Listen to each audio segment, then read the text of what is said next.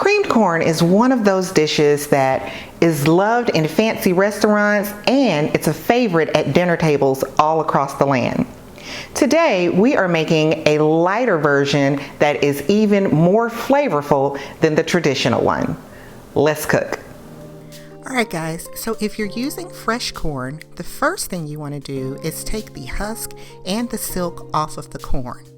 Then you want to go ahead and remove all of the kernels. You're just going to take your knife, turn your corn, slice down the sides of it, and remove all those yummy kernels. Then you want to take the back of your knife and scrape down the sides of a corn, because that's where the milk from the corn is going to be, and that's where all that starchy goodness is. Now, corn is a summer crop, so depending on the time of the year, you may not be able to get fresh corn, and in that case, your best option is to go with frozen corn. Trust me, stay away from the can. Frozen is going to be your next best bet. Dice 1 medium white onion and dice 4 scallions. Make sure that you separate the white parts from the green parts. Remove the seeds from a jalapeno, but if you like it spicy, go ahead and leave those puppies in. Julienne your jalapeno, then dice it up and set it to the side.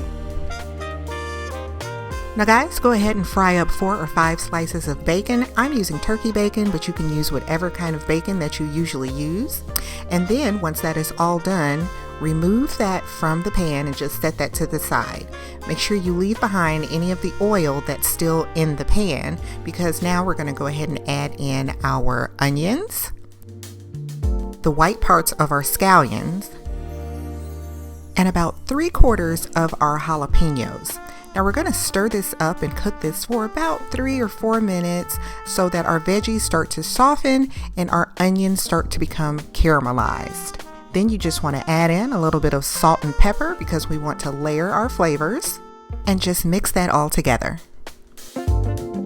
Now we're just going to add in our corn. Remember, if you're using frozen corn, you don't even need to thaw it, because your pan, the heat from the pan, is going to take care of all of that. Season it with some salt and pepper, and then we're going to let this cook for about 4 minutes, just so that this becomes nice and tender and heated all the way through. Alright, now we want to adjust our heat down to medium-low. We're going to add in our half and half and our sugar. Make sure you get this stirred around really well so that your sugar can dissolve. And we're going to cook this for 2 minutes. Break your softened cream cheese into chunks and add those to the pan. This is going to make it easier to mix it in. We're going to stir this around so that your cream cheese just melts into your corn and becomes nice and yummy. After a couple of minutes, this is going to start to thicken up.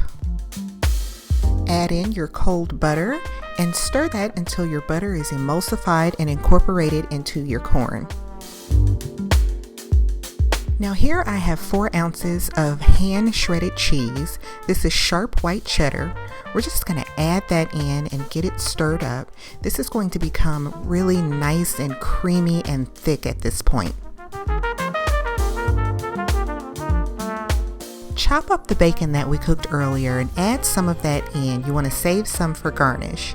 And then we're going to throw in some of those greens from the scallions that we saved earlier and get all of that mixed in really, really well.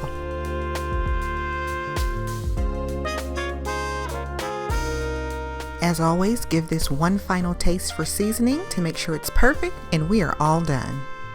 Now this is elevated cream corn, you guys. We didn't need to use any flour because we thickened ours with delicious cream cheese.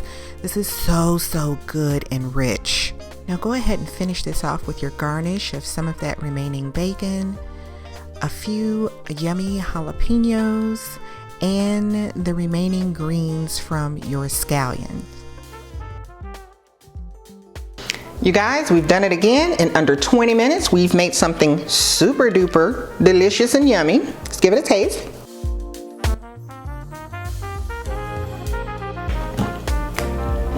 Oh my gosh. You guys, that is creamy. It's sweet. It's got a little bit of a kick from that jalapeno that, remember, we removed the seeds, so it's not hot. This is so good and a great twist on a classic dish.